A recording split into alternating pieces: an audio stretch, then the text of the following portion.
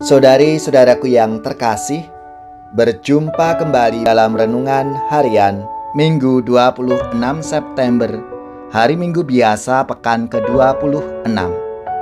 Semoga kita bersama keluarga, komunitas kita selalu dalam keadaan baik, sehat, dan bersemangat. Inspirasi kita hari ini dari Injil Yesus Kristus menurut Markus, bab 9, ayat 38-43, dilanjutkan ayat 45, ayat 47-48. Marilah kita mengawali renungan kita dengan tanda kemenangan Kristus. Dalam nama Bapa dan Putra dan Roh Kudus. Amin. Pada suatu hari Yohanes berkata kepada Yesus, "Guru, kami melihat seorang yang bukan pengikut kita mengusir setan demi namamu. Lalu kami cegah orang itu karena ia bukan pengikut kita." Tetapi Yesus berkata, "Jangan kamu cegah dia. Sebab tak seorang pun yang telah mengadakan mujizat demi namaku dapat seketika itu juga mengumpat aku. Barang siapa tidak melawan kita, ia ada di pihak kita. Aku berkata kepadamu, sesungguhnya barang siapa memberi kamu minum secangkir air oleh karena kamu adalah pengikut Kristus, ia tidak akan kehilangan ganjarannya. Barang siapa menyesatkan salah seorang dari anak-anak kecil yang percaya ini, lebih baik baginya jika sebuah batu kilangan diikatkan pada lehernya, lalu dibuang ke dalam laut. Dan jika tanganmu menyesatkan engkau, penggalah, karena lebih baik bagimu dengan tangan terkudung masuk ke dalam hidup daripada dengan utuh kedua belah tangan dibuang ke dalam neraka. Dan jika matamu menyesatkan engkau, cungkilah, karena lebih baik bagimu masuk ke dalam kerajaan Allah dengan bermata satu daripada dengan bermata dua dicampakkan ke dalam neraka, di mana ulat-ulat bangkai tidak mati dan api tidak padam." Demikianlah sabda Tuhan. Terpujilah Kristus.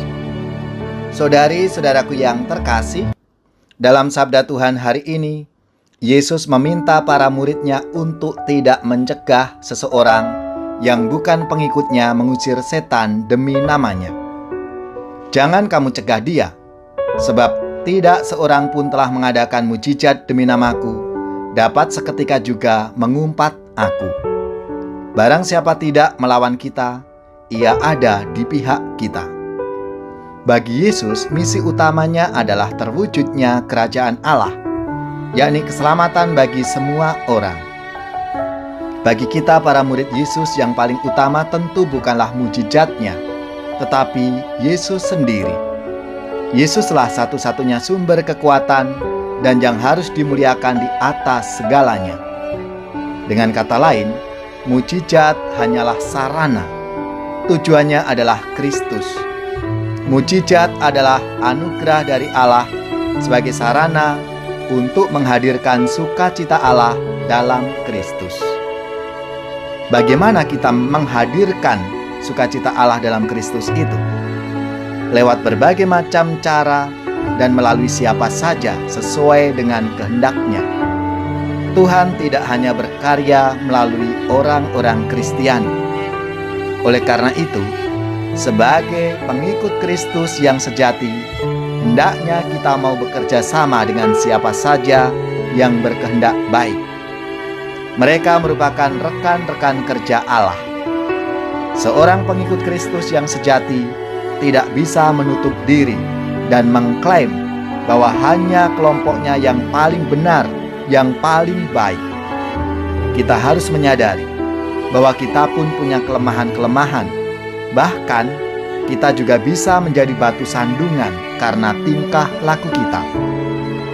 Saudari-saudaraku yang terkasih, marilah kita membuka diri atas berbagai karya Tuhan dengan hidup dalam semangat berbagi, sebagaimana diteladankan oleh Yesus demi keselamatan semua orang.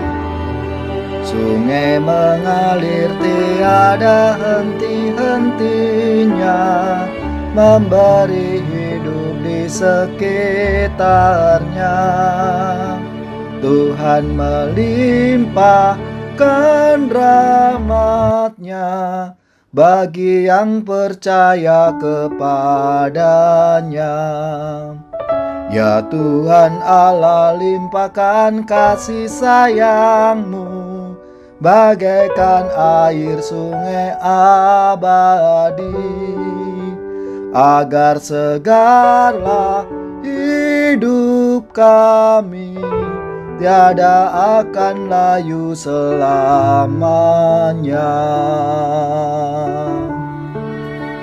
Semoga saudari-saudara sekalian, keluarga-keluarga, komunitas kita, orang-orang yang kita doakan, mereka yang sakit, yang menderita, seluruh tugas, belajar, pekerjaan, usaha, serta karya pelayanan kita dibimbing, dilindungi dan diberkati oleh Allah yang Maha Kuasa, Bapa dan Putra dan Roh Kudus.